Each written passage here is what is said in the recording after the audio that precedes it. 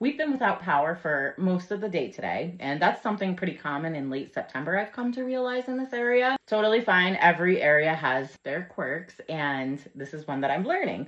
But since I've been without power, I haven't really been able to work all day today.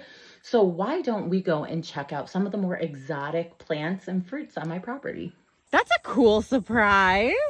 Look at that. I've got my first fig ever. I was not expecting to get figs out of this until I bought more fig trees. So really cool. The lemon tree that Chris got me back in August. Look at all the dang flowers on it. And let me tell you, this is the most fragrant smelling tree I have ever smelled in my entire life. I wish I could bottle it up, but look at all of the baby lemons growing. 1, 2, 3, 4, 5, 6, 7, 8, 9, 10, 11, 12, 13, 14, 15, 16, 17, 18, 19, 20, 21, 22, 23, 24. Oh my goodness, look at these. Oh my goodness, they're huge.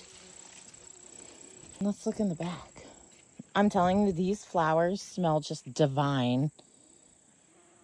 Look at all the baby lemons on this one. I'd say this is doing pretty good where it is. I'm eager to see what it looks like when I bring it inside for the winter. Seems to be flourishing out here. This is all new growth, if you can't see. There's about a foot of regrowth on here. None of the lemons are turning yellow as of yet, but hopefully soon, right? I probably don't show this as often as I would like to, but it's because it's doing so terrible right now. This is my basil bar. And I have other random stuff like thyme from Vermont and oregano from Vermont. Random stuff, some rosemary in there. I have 26 of these. I found them for $1, so I couldn't help myself. The lavender on the porch. Anybody else have strawberries on their strawberry plant, just randomly? So many of them. Actually, this one's dying off finally. So this is a passion fruit plant. It's actually a white passion fruit that I pretty much murdered because I didn't know that there was a hole not drilled in the bottom of this for drainage. So it drowned and got root rot. So I'm nursing it back to health. So I know this is looking a little bushwhacked right now, but that's because it is chive from Vermont in a Victorian garden. Actually, a very cool garden out in the middle of the woods, and it's public to everybody. And I have never seen such an intricately, artistically created park ever. I actually have a video from a couple of years back of Dodge and Chris and I there, and I'll repost it if you want to see it. It's a really cool park. And I asked permission to pick it from one of the rangers that was there that takes care of the park. I have a gecko eating my porch kale. Ridiculous. I'll forever regret planting gardens underneath black walnut trees, but I cannot wait to make a drink for you guys coming soon. These are my Tabasco peppers. They're looking a little sickly, but trust me, they are not. They are going absolutely insane. And I have one of my little plots of ginger here. I got one here, a rhizome. I got some coming up here. All this.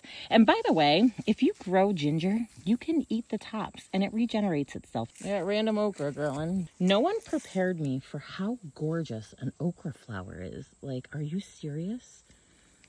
Look how gorgeous they are. I've had this sage plant for quite a few years and it just keeps getting bigger. Apparently we have a pet dove in the old turkey coop. Oh, there it goes. Bye. So I brought all of this chocolate mint and spearmint that I have in here from Burr Pond in Vermont. And oh my God, it smells so good. And I've had this French lavender for quite a few years. I know it looks sickly right now, but trust me, this thing balls in the summertime. And I also keep this in a potted plant, but it's absolutely gorgeous. And this is a succulent from our old farm. And I try to keep it potted as much as I can because it can be quite invasive. But if you have rocks and retaining walls that you want to cover, this is one of the best succulents I have ever found, and it grows in extremely cold weather as well. I have to look up the name of it. I can't remember off the top of my head, but I will put it in the comments below. And it just makes a huge wall. It's gorgeous.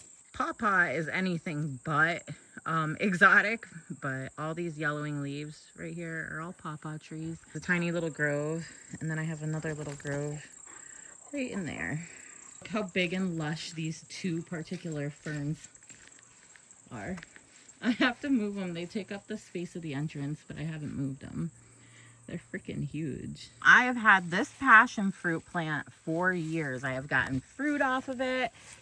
I absolutely love it. I brought it from Vermont. It was one of the first plants that Chris bought me.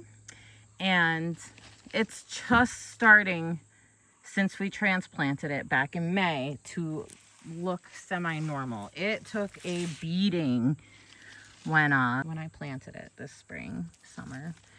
But look at the beautiful flowers. And this one, I can't remember the Latin term off of the top of my head, but this is the beautiful purple one with the wiry looking, oh, it's just gorgeous. Now these are thornless raspberries that we planted, and they were literally a stub. I forgot about them and killed them off, I thought.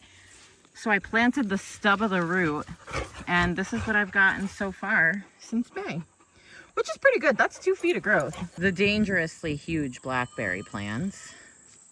Dog for reference. I just love how castor bean plants look. Or castor plants, sorry. I think they're so gorgeous. And it is a myth. See, these are my potatoes right here. It is 100% a myth that if you plant, or if castor bean plants grow near your fruits or vegetables, that it poisons the ground. This is not true.